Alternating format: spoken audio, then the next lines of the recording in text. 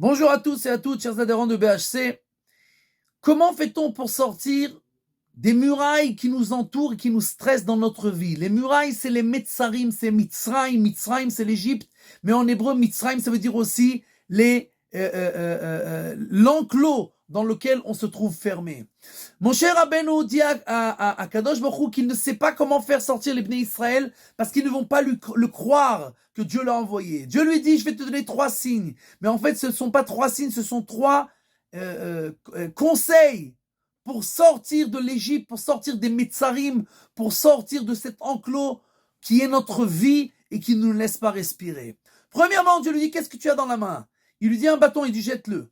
Le bâton se transforme en serpent. Le serpent, c'est le Yetzer Hara, c'est notre mauvais penchant qui essaie de tout son pouvoir, de toutes ses forces, de nous éloigner essentiellement de la Torah. Dieu lui dit, attrape-le et il deviendra Etz. Etz, c'est Etz Raimi la Machazikim, c'est le bâton de la Torah.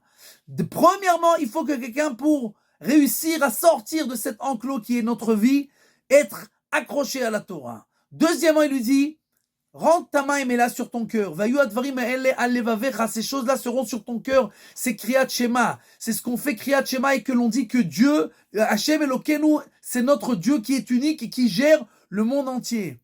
Troisième chose, il lui dit, prends ce verre d'eau et verse-le sur la terre, il deviendra un sang. L'eau, c'est la vie. Et le sang, c'est la nefesh. Le nefesh, c'est les forces de la vie. Et un homme vient de la vie et retourne à la poussière, vient de la poussière, retourne à la poussière. Dieu lui dit, verse cette eau et ce sang retombera à la poussière. Quand un homme, il a ces 3 choses, alors il peut, sauf finalement, sortir de ces barrières qui l'entourent dans sa vie. Premièrement, la Torah.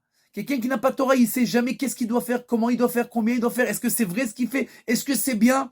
Quand quelqu'un il est accroché à la Torah, alors il est toujours tranquille. Il sait que Dieu lui a donné la notice d'emploi. Comment on fait pour utiliser ce monde-là? Alors tout ce qu'il fait, il sait qu'il le fait comme il le faut. Deuxièmement, il est accroché avec Kadosh Baruch Hu, Hashem Elokeinu, Hashem Echad. Je sais que après ce que je fais, c'est Dieu qui dirige tout. Donc je reste tranquille, je reste serein. Et je sais que ma vie a un but. On arrive tous à la fin, à la case finale. On vient de la poussière et on retourne à la poussière. Quand quelqu'un se rappelle que finalement, il y a un but à sa vie et qu'il doit arriver à la fin, à la case finale, prêt, alors tout commence à prendre un sens. Tout est un puzzle qui se construit et avec la Torah d'un côté, avec le lien avec Kadosh Baruch Hu de l'autre et la vision des choses qui me donne le calme et la possibilité de travailler en sachant que c'est ce que je fais qui est bien, alors on commence à vivre beaucoup plus sereinement.